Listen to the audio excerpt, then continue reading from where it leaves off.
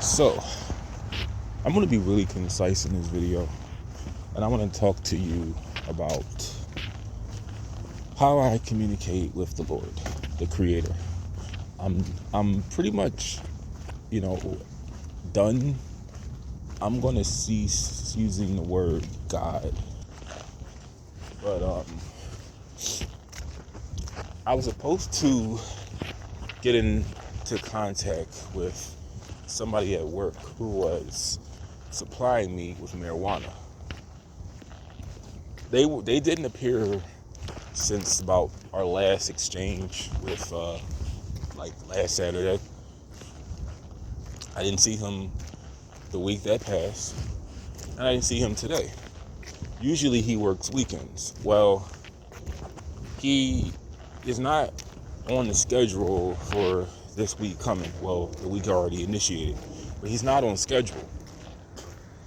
So that's all those occurrences that happened with the guy who supplied me the marijuana. I feel like that's guy right there telling me, leave that stuff alone. It's going to strain our relationship.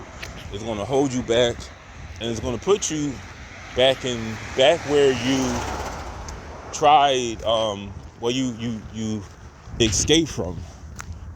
Because it's like with the caffeine, the Pepsi, and the weed. I'm gonna just be honest with you guys. I felt like it would loosen me up a little too much, and it would reverse everything that I am working so hard to change. So I want to just leave that stuff alone. I don't believe he's working there anymore. But if I see him, I want to just be like, hey, I really tried to get with you last week, but the universe, God is just telling me, leave this stuff alone. If you ever wonder, how does one communicate with God? Well, there's a lot of methods to that. Some people, they go based off of what their heart tells them, their conscience. Others go off of how occurrences happen. It's if you were doing something you shouldn't have been doing, and you get a different reaction to what you anticipate, or different, everything changes from what you were expecting to happen. People associate that with God. It was the guy who created Family Guy. He was supposed to be on, what's it, United 93. He was supposed to be taking a plane in New York when 9/11 took place, but he happened to oversleep because he was hungover the night before. This man is an atheist, and I attribute that with the Lord, preventing that from happening.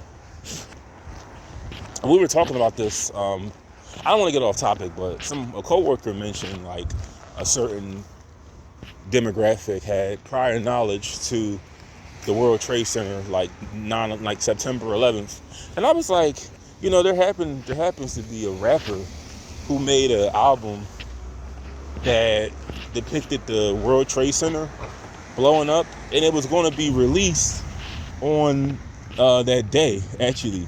So that's pretty funny. She said that, but there's a rapper named Boots Riley. He was supposed to release an album that depicts the World Trade Center blowing up on that very day. And it's actually ranked as one of the worst album covers ever.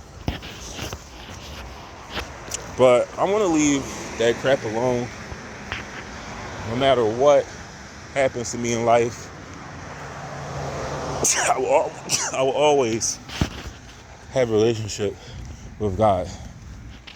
And going to church, it keeps me on the right path, because I have to remind myself. Hold on, guys.